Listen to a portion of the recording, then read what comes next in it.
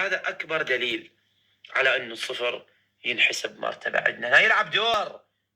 ايش قال لك أبو الكيمياء وش قال لك أبو الفيزياء وشنو اللي أنت محشب دماغك من الأشياء المغلوطة، بحيث أنا هذا من أخليه جماعة الحضور أستاذ مو أبو الكيمياء يقول هذا الصفر على اليمين ما إله داعي أستاذ ليش دا تخليه؟ يا معودين هذا الصفر إذا ما يتخلى عندي ما ينحل السؤال. الخاطر الله بس افتهم. لا أستاذ مو أبو الفيزياء قال هذا على اليمين ما تخليه. أخي هذا بالرياضيات شنو؟ شايشي تاخذ كلام أبو الكيمياء وأبو الفيزياء بالرياضيات وأبو الرياضيات كلامه ينضرب بعرض الحائط. شايشي كما شايشي أقول له الصفر يتخلى يقول لي ما يتخلى. اي مو خلوني. اقول له الصفر يتخلى على اليمين يقول لي ابو الكيمياء يقول ما نخليه. زين ها شلون تقنعي؟ يتخلى ابني يتخلى هذا الصفر يلعب دور.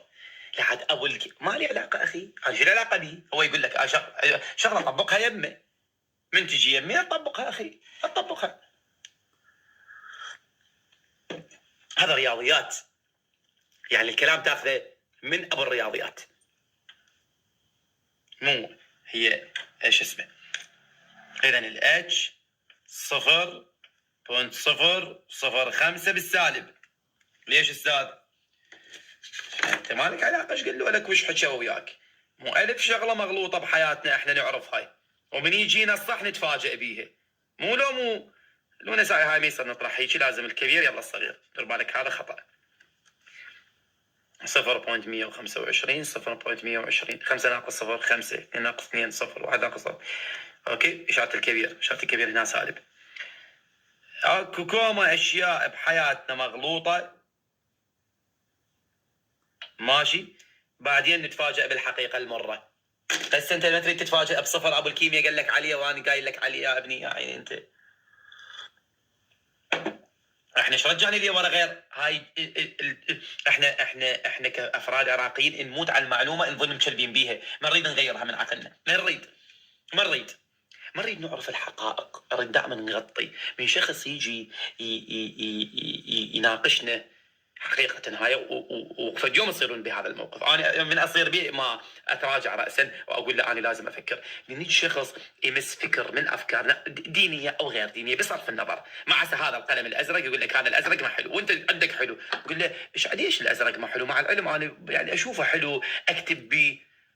لا شنو ما حلو؟ شنو ما حلو؟ من قال لك ما حلو كنت تقول حلو. شنو كنت تقول حلو؟ انا لا اقول ما حلو، انا حر اناقش بالفكره. قال لك هذا يابا ما حلو. ليش؟ ما ادري شلونه، شويه احسه يعني الاسود احلى، خاصه من اخلي فوقها هايلايت يبرز اكثر. شوف سببه ليش الازرق عندنا حلو. مو تجي انت تتهجم عليه او انت ما تريد اصلا